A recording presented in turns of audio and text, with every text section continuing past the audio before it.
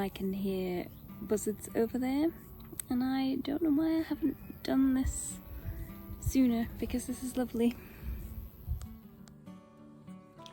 So back in April, I decided I wanted to do some plein air painting. I got this and I got all ready to go, and it's now August. I feel like there's been multiple reasons why it's taken 4 months to get to this point. And those reasons, those excuses have ranged from I don't know what I'm doing, don't know where to go, I don't have the right equipment, it might be difficult to film outdoors, weather might not be right, although, I mean, look at those blue skies, it's not a problem today.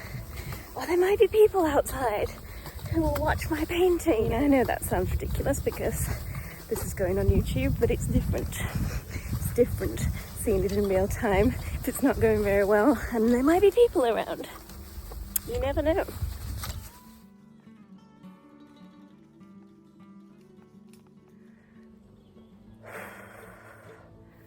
But it has occurred to me that there might never be the perfect landscape to paint, or the best day, or the best opportunity, and if I don't start, then I'm just going to procrastinate my time away. So here we are.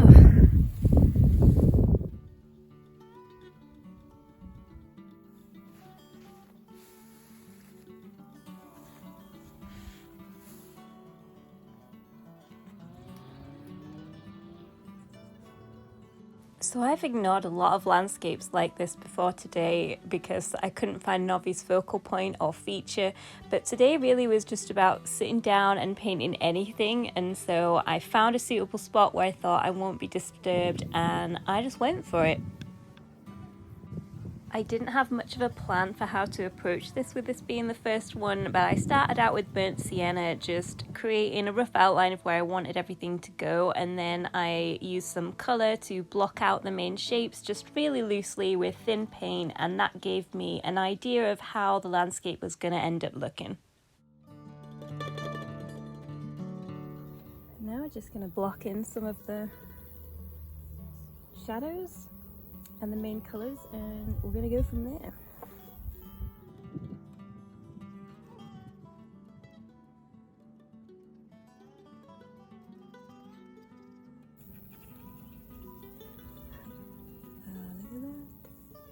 at that.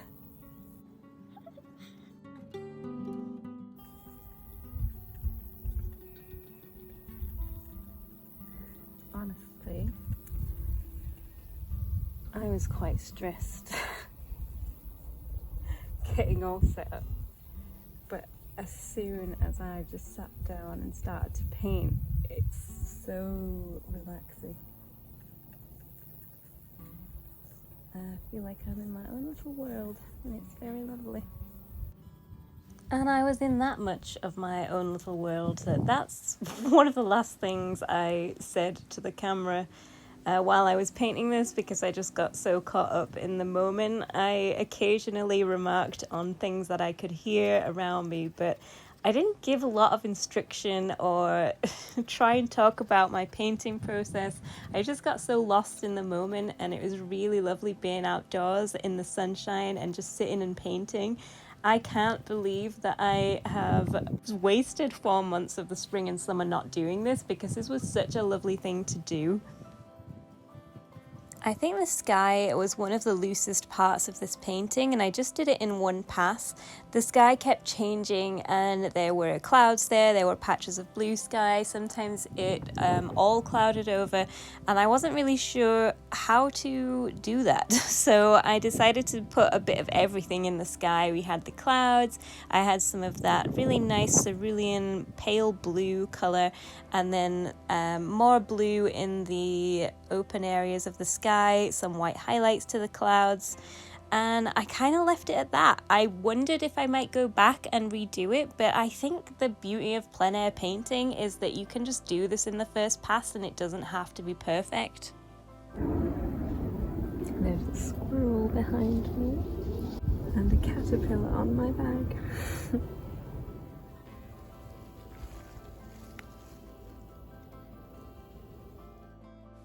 The fields in the back were interesting because the light kept changing on them as the clouds moved over. Sometimes there were lovely bright yellowy highlights, and then other times they were really overcast, and it was just trying to capture a fleeting moment. I really enjoyed that from plein air painting.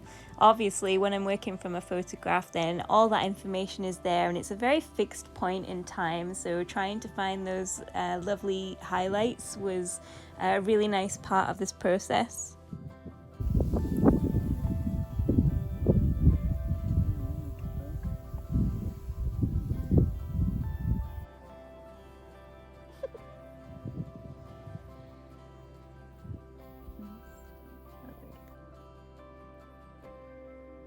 So after bug rescue, it was time to get back to the painting, and I worked from back to front.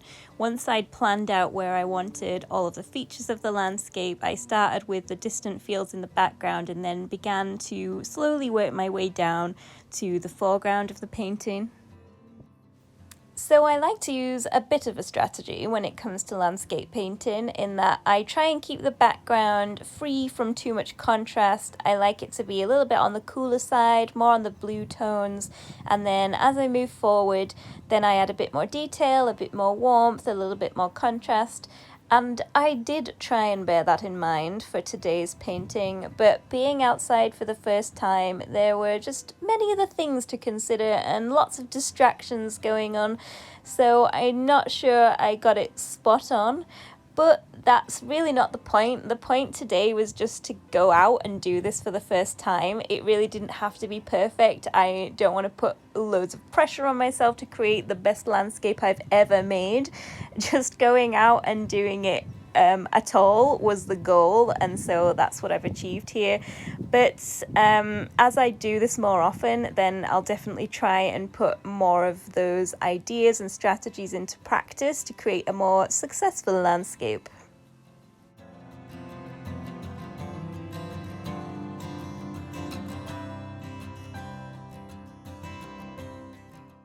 I absolutely loved being surrounded by wildlife. I really love nature and being outdoors, and to have this as my studio for the day was just fantastic.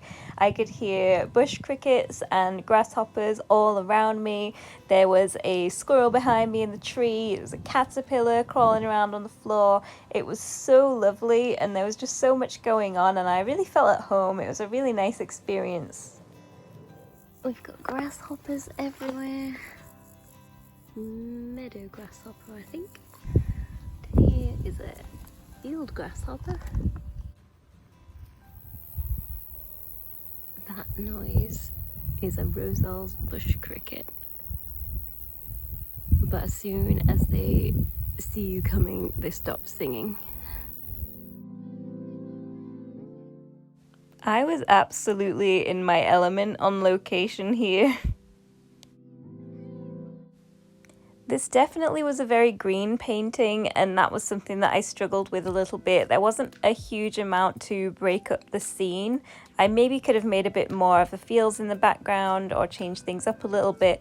But I was aware of the fact that the majority of the colour in this piece was green, or various shades of green.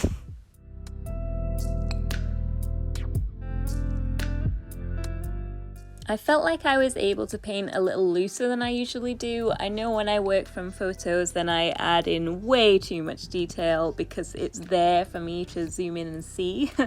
So here I was working a little bit looser, not necessarily because I was working with larger brushes, because I had really small brushes for this, but because the day kept changing and I thought I'm gonna have to get this down quite quickly before the clouds all come over and the scene changes completely. So that helped me just be a bit more decisive, put some paint down and move on to the next section without messing about too much. I quite like the little path that ran through the scene, so it kind of comes up from where I was sitting, it goes down the hill and then through those two trees, and I thought that was a nice bit of narrative to add to this painting because otherwise it is very green. This is just a nice English summer landscape, with a lovely path leading you right into the wilderness, and so that's what I wanted to focus on. Having said that, I didn't put a lot of detail in this path, so although it is a bit of a focal point, it's still fairly loose. There were lovely butterflies that kept flitting around. I think you saw the peacock butterfly earlier that came onto the video. But I saw others as I was wandering around. It was just a really nice place to sit and paint for a while. Here's one of my favourites, the lovely brown argus. And a very pretty green veined white.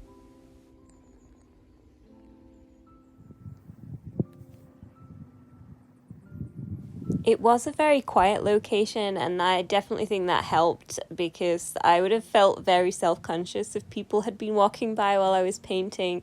I get so lost in what I'm doing that I probably wouldn't have even realised if people were right behind me, and then I would have been surprised when they showed up. So it was really nice that this was so quiet, and I just got to really immerse myself with nature. The foreground was definitely challenging. I added more cadmium yellow to the green so that it would be a nice warm green in the foreground, and then I tried to create the illusion of lots of long grass and flowers without drawing in every single stem. I was a bit messy with my paint application here, just kind of chucking things on and trying things out. I definitely feel plein air painting helps with this, because I know I wouldn't be so loose and chaotic with a studio painting. I'd be worried about messing it up. But the idea of painting outside is it just loosens you up a little bit with your painting, and I didn't mind making a bit of a mess. It felt like a great time to experiment, if that makes any sense at all.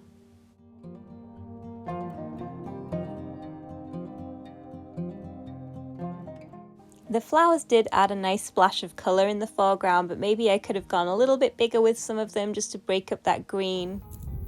We've got knapweed, there's some lovely scabious here, some harebells down there. Oh, there they are.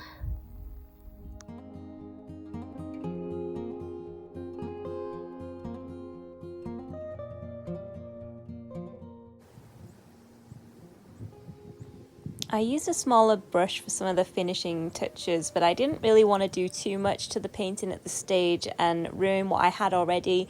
For me, the beauty in this lies in the fact that it's kind of got that unfinished feel to it, that it's a bit loose, it's a bit messy, but it tells the story of the day, and I really liked that.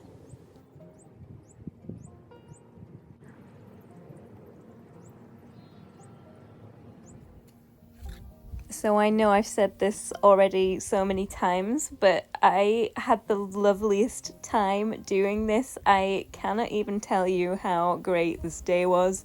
I really enjoyed being outside. I can't believe it's taken so long for me to actually get out and start painting on plein air in such a lovely landscape.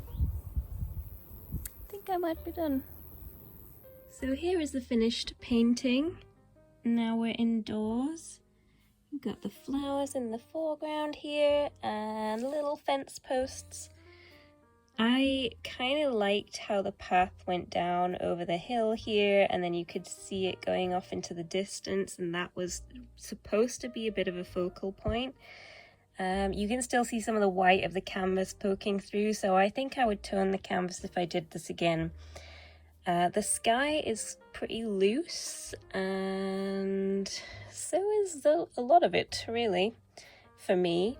This is a landscape I did before. This is a studio landscape, so you can see there's more detail in the brushwork. It's a bit more considered. The lighting's different. There's more of an obvious focal point. So that's kind of how I would work in the studio, whereas this is the plein air attempt. I kind of like that it's abstract. There's definitely things I would change about it. It's very, very green. I think I'd do more with the fields here. It seems like they all kind of converge into this one spot, and that's not really what I want. But I would do that differently if I was going to do it again, and I think I would try and break up the green a little bit. Maybe just choose a different subject where there's something that broke up all that block of colour. Another thing I would do is use a bit more paint and not be so stingy with it, because you can see the canvas kind of poking through here. I am definitely stingy with paint. It's something that I have done for a while because paint is expensive and I don't like to use a lot. So either I have to just get over that and start using more paint, or maybe use a small canvas like this one.